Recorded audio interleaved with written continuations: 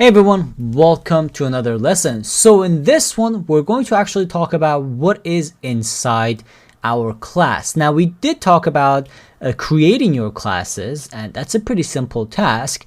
But how do we actually create what is inside a class? For example, the objects, obviously, and then obviously comes the attributes and also the methods of the class, which is something we'll talk about in the next one. So let's actually use this in an example. So I'm just going to create a class. Okay, I'm going to call it user. All right. So, and then let's just have a pass in here. That's an empty one for now. So if I want to, create an object and attribute from this class, I can very easily do that. Again, we can just, as you see, we're outside of the, indentation here. We're not inside this class. So all I have to do if I want to create an object from this, I'm just going to say user1, for example. That's like, an object name. And then I'm going to call this user, and there you go. And then what we can do is we just add the parentheses, and just like that, this is our, object, and this is like the one we created. Now from this object I can create attributes. Now if you remember what is an attribute, that's really important. An attribute is like something that is associated with a class or an object. For example, if you imagine the object as like a car, right? The seats inside a car are its attribute, right? It's like how many seats it has. It's a variable that is related to an object, right? But a method, again, I'm just reminding it from the previous lessons, a method is something that an object does. For example, if you imagine your object a car, one of the things that a car does is that it moves, right? So that is a method. So again, an attribute is something that is like a value that is associated with an object, and it's just something that an object has. So in this case, let's say we want to make an Instagram-like social media platform, right? Again, that's just like kind of an example here. I'm just going to say, for example, user1. And again, with this, because we actually called our, class and we made an object from it, I can actually associate anything I want. I can create all sorts of attributes with this. For example, I'm just going to say first name. There you go. And then I'm going to say equal Dave. All right. And user1, again, we're going to call our object, and then we're going to call last name. There you go. And I'm just going to say last name equals Bowman, for example. All right. So as you see, very simple. And if I actually print this, I can easily print this. I'm going to say user1 and first name. There you go. So as you see, it's already predefined, and when I run this, we're going to get a name, or whatever we called. In this case was the first name of this. And then if I want to change it to last name, I can do the same thing, and if I run this, there you go, we get the last name. Very simple stuff. Now this is all cool and everything, right? And again, we can do it as many as we want. But for example, I'm just going to call this user2, and we're going to say user, and obviously this is the class that we're calling, right? If you take a look, we have the C here, right? So if I call this, and there you go. So we got another object made from this class that we have, and I'm just going to call it, for example, user2, and I can do it all the same things that I did for the previous one. First name, for example, I'm just going to call it Sean, and user2, last name is going to be for example, Johnson. All right. So again, as you see, you can create all sorts of attributes from a object, right? Very simple stuff. Now, keep that in mind. Here's the problem with this whole thing. Now, the problem here is that, let's say we are creating an app, like a social media app, and we need to have obviously thousands of users, right? Or unlimited amount of it.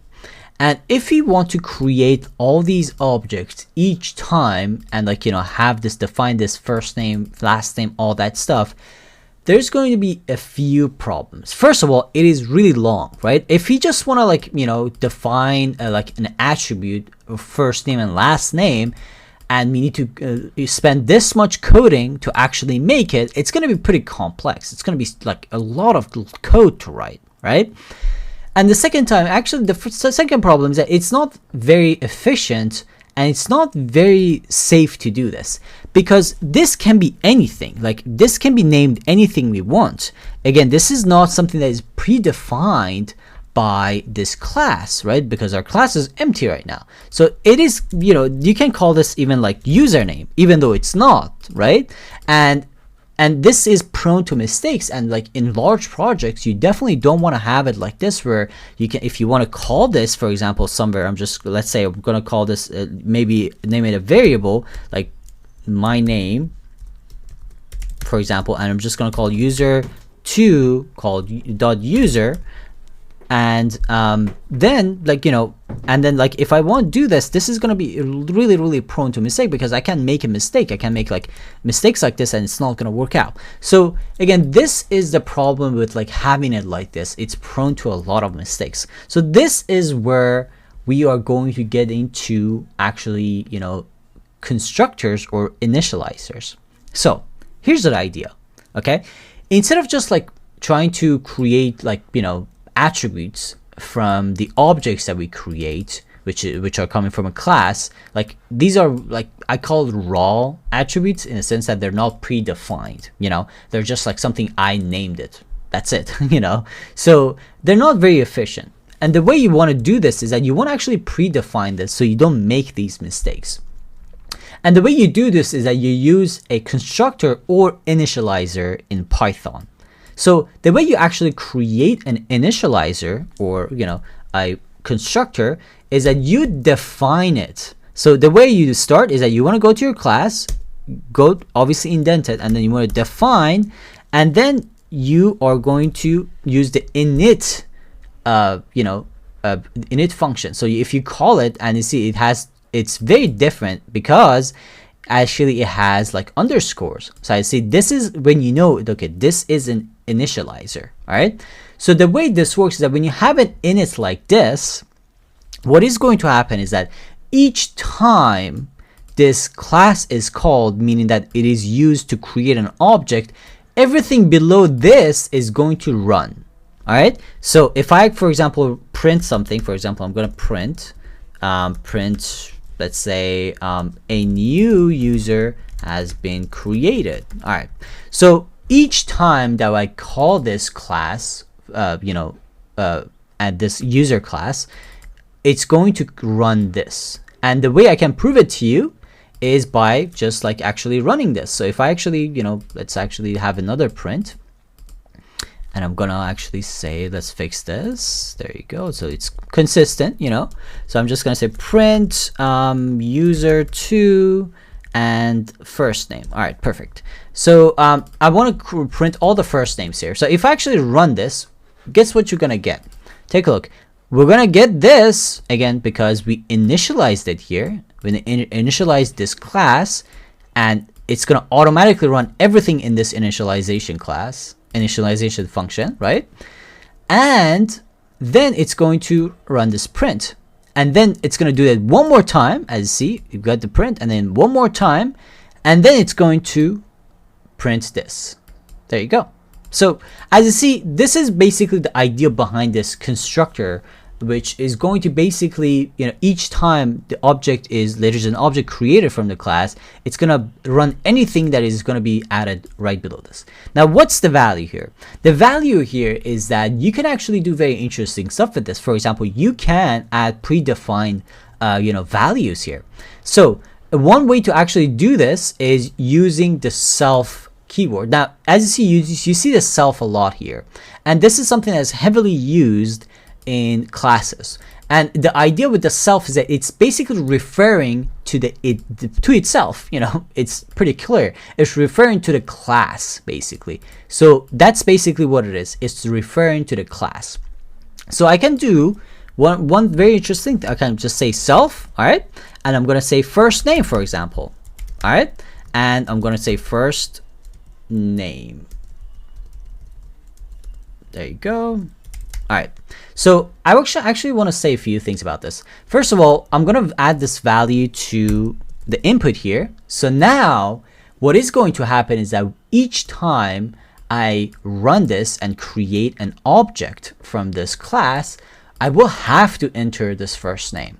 And this first name is going to be used in the class itself, in the function here, in this attribute function.